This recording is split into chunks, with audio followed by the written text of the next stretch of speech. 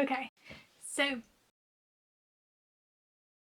hello everybody and welcome back to my channel. If you're new here, my name is Alice and I am a content creator from Belfast, and it has honestly been a hot minute since my last bookish update kind of video that I've done. I think the last one I did was at the end of June when I read 8 books in June. Was so thrilled with myself, honestly was like, never in my life am I ever again going to read 8 books in a month. What have I done? Since June I think I've read another 30 books.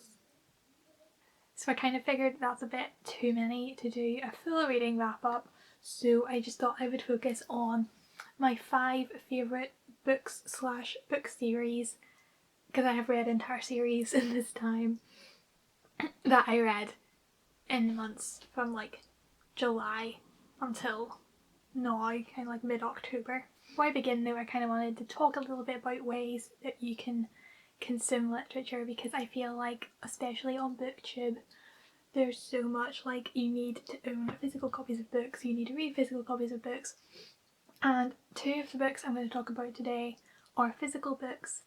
2 I read on ebook and 1 I actually listened to entirely in audiobook format. So yeah, I usually get my books new or from charity shops, but obviously charity shops haven't been open lately, so I haven't gotten very many from there.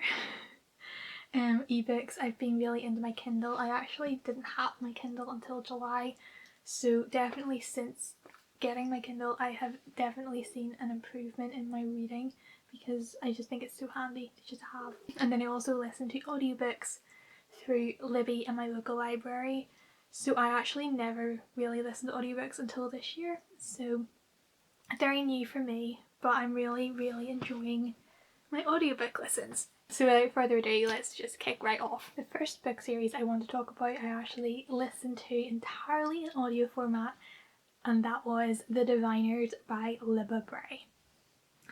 This is literally my new favourite book series of all time. In fairness, I have not read that many book series, so I don't really have an awful lot to compare it to, but I'm quite frankly obsessed with The Diviners. So if you don't know what The Diviners is about, it is a paranormal urban fantasy set in 1920s New York, and it follows Evie O'Neill, who has been kicked out of her home in Ohio, and she has been sent to live with her uncle, who lives in New York and runs a museum of supernatural, superstition and the occult. And then these murders start happening in the city, and there's an occult link, so Will is then brought in to assist the detectives with solving these murders, and Evie finds herself caught up in this whole world. This series is honestly so good. The characters just make it for me. The characters are so good. They just root for them so much, and I could honestly talk about this series all day. Honestly, see The Diviners, like, so book 3 personally was my favourite one. I think the order would go 3, 1, 2, 4. The 4th one's definitely the weakest of the lot, but it's just so good. Like, I can't even like tell you how much I love this book series, because I love it that much. Like, you just need to read it. Okay. I mentioned that I listened to these on audiobook, and the narration is done by January Lavoie, and it's honestly outstanding. She is incredible. She has a different voice for each character, and even the narration is done in a different voice, so it's literally like you're listening to an entire cast recording, but it's done by one person, and it's just so impressive. And I would literally listen to anything else she's done. I know she also did a narration in Daisy Jones and the Six, so I have heard her before, but she's literally such a talented narrator, and she just makes these audiobooks so special, especially at this time of year, because they're so spooky, with the ghosts and the murders and stuff. They're like the perfect thing to read this October. The next 2 books I'm going to talk about I actually own physically. So the first one is Salt to the Sea by Rita Sepetys.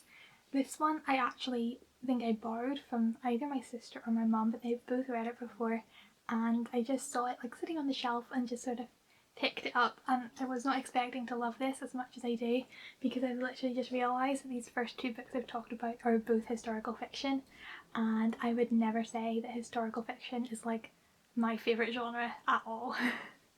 But this book follows 4 young people during the Second World War who are fleeing from Nazi Prussia. They're heading on a ship called the Wilhelm Gustloff, which, it's not a spoiler because this happened in real life, ended up sinking. But again, this book has such great characters, and you just like are rooting for these characters so much. They're all so different, they all come from different like situations, but you see how they all work together because they all have like the same goal, and that goal is to get out of Prussia and to be safe from the war. So it's such a great read. I literally remember, I think I stayed up until like at least like 1:30 trying to finish this because I just loved it so much. It is obviously heartbreaking because you're so invested in these characters, and it's such a like stressful situation the whole way through, but it's just such a great read, and I definitely want to check out more of Rita Sepetty's work. The next book on my list is actually a sequel, and that is Muse of Nightmares by Laini Taylor. So I actually originally read Strange the Dreamer from my library back in 2018, and just as Muse of Nightmares was coming out, and I remember like I got Strange the Dreamer, and as soon as I finished I headed into Waterstones, picked up Muse of Nightmares. She's a hefty girl, so I was kind of a bit intimidated by this book, I'm not gonna lie, and hence why it sat on my shelf for 2 years before I picked it up. But I loved this so much. Laini Taylor is honestly an absolute marvel. I don't want to give too much away about this book because the best way to go into it is not knowing very much, but I'll explain about Strange the Dreamer because I don't want to telling you anything about this would spoil Strange the Dreamer. So Strange the Dreamer follows Laszlo Strange, who is obsessed with this city called Weep, and suddenly an opportunity arises and he is able to go to Weep. It's a lost city, no one knows anything about it, and that's all you should know going into this book because it's best going in blind. Like, so much happens and it's just such an incredible experience. I don't understand how one person came up with this, like it's so good. The language used is so pretty as well, but as well as that, the world creating and the world building is insane. Like, Laini Taylor is an absolute genius. I haven't actually read her other series yet, the Daughter of Smoke and Bone series. I'm really tempted to, but again, I'm a little bit scared of hefty books, and I think they're even longer than the Strange the Dreamer duology, but this book is so pretty and I'm so glad I finally picked it up. It actually only took me a week to read this, which for me is really good. It took me a month to read Strange the Dreamer, so yeah. Big fan of both of these books, but this is the one that I have read recently. And then the last 2 books I want to talk about I read on my Kindle, and they are Heartstopper by Alice Oseman. All 3 volumes I read in literally one sitting. The first one I read on my Kindle, and it was on sale for like 99p, so it's like, heard such good things about this. I need to pick it up, and finished it literally in one go in about, I don't know, 20 minutes. And then immediately headed over to Tapas, which is the app you can read the whole series for free, and so I did that, and yeah, just I love it so much. So Heartstopper is a graphic novel series, and it follows 2 characters called Nick and Charlie who meet at school, and it's about their blooming relationship, and it is genuinely the cutest thing I've ever read in my life. How cute is that? I cannot cope. I love it so much. I think of the 3, I think I preferred volume 3 the best whenever they were in Paris, because it was just, I just love Paris. I've only been to Paris once, but I enjoy reading things that are set in Europe. That's just my vibe. I love travel, so I just really enjoyed that, but it's so cute, and if you haven't read it yet, I highly suggest checking it out. The characters actually come from her novel Solitaire, which I haven't read. I keep meaning to pick it up, I've just bought Loveless, so I'm very excited to read that, and I'm so excited to support more of Alice Oseman's career because I love her a lot. And the last book that I want to talk about I also read on my Kindle, and that was a kind of a weird pick for me, and it was Piranesi by Susanna Clarke.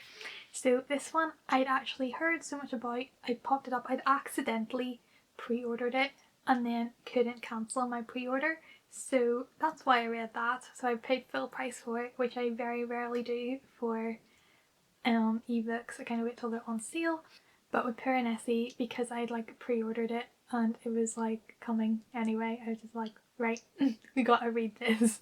So I read it all in like one day. It's so good.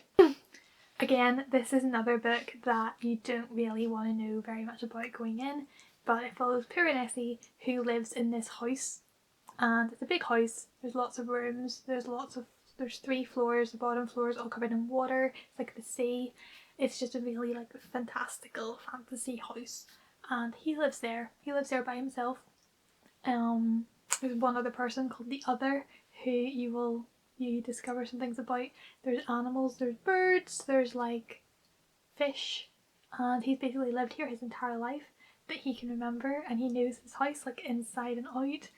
And suddenly the house, things start to unravel and he discovers some secrets about the house that he didn't know before. Having read Piranesi, I can 100% say that I am definitely going to attempt Doctor Strange and Mr. Norrell, because she's so good. Like this, it's such a fun concept. Like if you're into Dark Academia, there's like Dark Academia vibes there, and I just really was not expecting to love it as much as I did, and it's definitely like was a happy accident. I mean, I was probably intending on reading it anyway, but not on launch day. But yes, very glad that I got to that.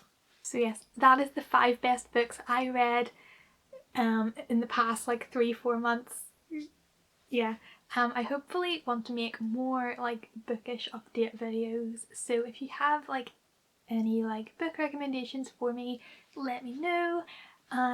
Especially anything similar to The Diviners, because that is literally my fave. I love it so much. But yes, I definitely hope to make more bookish updates for you, so make sure to like and subscribe and leave a comment saying if you've read any of these books and what you thought of them. And again, if you have any recommendations for things you think I would like, also please leave those down there too. And I'll see you again next time. Bye!